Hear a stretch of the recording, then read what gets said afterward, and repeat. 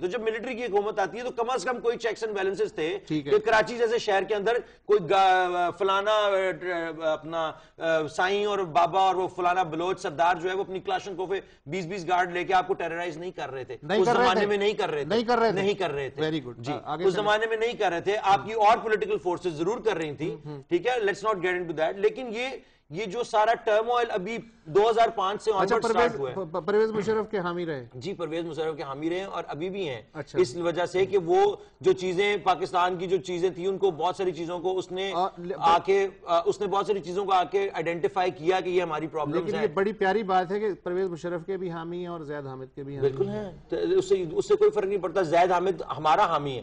زید حامد جب ہم اس کے ساتھ جا کے بیٹھے ہیں اور میری جو فیلڈ آف ایکسپرٹیز اور جو آپ کیسے جو میں ریسرچ کرتا ہوں جس چیز کے بارے میں, وہ یہ نیو ورلڈ آرڈر اور یہ ساری کارپوریشنز, ملٹری کمپلیکس اور یہ بلڈربرگ گروپ, یہ جو آپ کے تھنک ٹینکس ہیں, یونائٹڈ نیشن, میں ان سارے جو لوگ ہیں ان کے پیچھے بہت زیادہ ریسرچ کرتا. زید حامد صاحب صرف اکیلے آدمی تھے جو کہ جن کے اندر اتنی طاقت تھی, ہمت تھی کہ انہوں نے آگے ٹی وی کے اوپر آگے وہ ساری انفارمیشن لوگوں کے سامنے رکھ دی.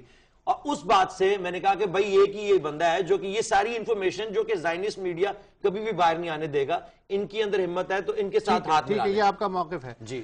عاصم سجاد صاحب, میرا سوال صرف یہ ہے کہ میں بھی اگر سوال کرنے کی وہ جرت کروں کہ یہ جو سارا آپ بات کر رہے ہیں ملٹری انڈسٹریل کمپلیکس کا, تو یہ آپ کو پاکستان کی ملٹری کے کوئی ایمپائر آپ کو نظر نہیں آتا؟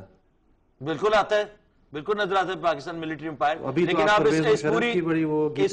اس پوری گیم میں آپ دیکھیں, آپ چائنا کے ساتھ بیٹھے ہیں, انڈیا کے ساتھ بیٹھے ہیں, انڈیا آپ کے ساتھ مل کے پروجیکٹ بلو تلسی کر رہا ہے اسرائیل کے ساتھ بیٹھ کے 1985 سے. ان کے پاس سینٹریفیوجز آئے ہیں, اسرائیل کے رستے آئے ہیں. عاصم سجاد صاحب, میں آپ سے نہیں, مجھے پوری بات کر لیں جناب آپ. نہیں, یہ بات ہوتی رہے گی. اگر آپ اپنے دشمن کے دوست کے دشمن ہیں تو پھر وہ یہ بات کی نا. میں علی عظمت کے ہی بارے میں بات کرنا چاہ رہا ہوں کہ یہ جو نسل ہے, یہ ظاہر ہے کہ ہمارے بعد کی نسل ہے اور بڑی ڈائنامک نسل ہے. اس کا یہ جو ایٹیچیوڈ ہے کہ کبھی ادھر کبھی ادھر, کبھی یہ بات کبھی وہ بات, اس کے بارے میں یہ ہماری پوری جنریشن کا ڈیلیما ہے یا کچھ لوگوں کا ڈیلیما ہے؟ کیا کہتے ہیں آپ؟ ویسے آپ نے مجھے بہت بڑھا قرار دیا, میں بھی اسی نسل سے تعلق رکھتا ہوں. ویسے اس طرح ہے, آپ کی بات صحیح ہے جس طرف آپ اشارہ دے رہے ہیں کہ کنفیوژن ہے. میں علی عظمت کی ایک بات سے ضرور اتفاق کرتا ہوں کہ میڈیا کے جو بھرمار نے جو بہت ساری مختلف قسم کے متضاد قسم کے خیالات, تصورات, سوچ, انفارمیشن جو پھیلایا ہے, اس کی وجہ سے واقعی مطلب ایک عام سی بات ہے کہ چونکہ آج کا نوجوان بہت زیادہ مطلب ٹیکنالوجی سیوی ہے, وہ وہیں سے اس کو مطلب ساری انفارمیشن اس کو ملتی ہے. وہ کتابیں تو پڑھتا نہیں ہے, وہ روایتی طریقوں سے علم حاصل نہیں کرتا, تو وہ کنفیوژن کا شکار تو لازمی ہوگا.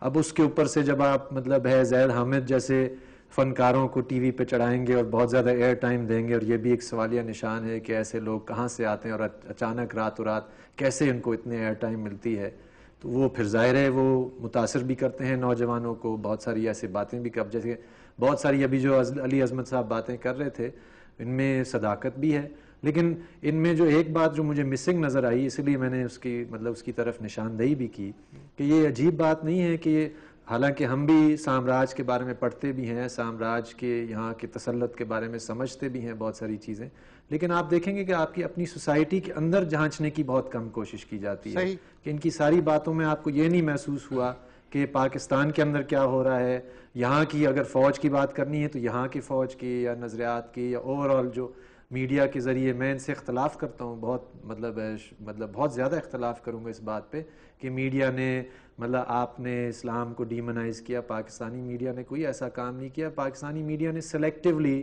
بہت ساری ایسی جگہوں پر جہاں پر اس کے لیے مطلب کنوینئنٹ تھا, اگر کیا بھی ہے تو بہت ساری جگہوں پہ بہت سارے ایسے نظریات اور ایسی سوچ کو پھیلایا بھی ہے جس سے جیسے آپ بھی بات کر رہے تھے کنفیوژن پھیلی ہے, اور اس میں پھر لوگ واپس اسی کی طرف جاتے ہیں جو کہ ان کو بچپن سے سکھایا گیا ہے کہ انڈیا دشمن ہے, ساری یہاں پہ بدماشی اگر ہوتی ہے تو یہود و ہنود کی وجہ سے ہوتی ہے, اور آپ کے اندر جو تضادات ہیں اس پر کوئی نہیں آتا. جیسے آپ شاید جہاں سے آپ نے شروع کیا تھا کہ سماج کے اندر کیا ہو رہا ہے, سماج کے اندر کیا سوچ ہے. ہم ایک وقفے کی طرف جا رہے ہیں, آپ کا جواب کا حق محفوظ ہے.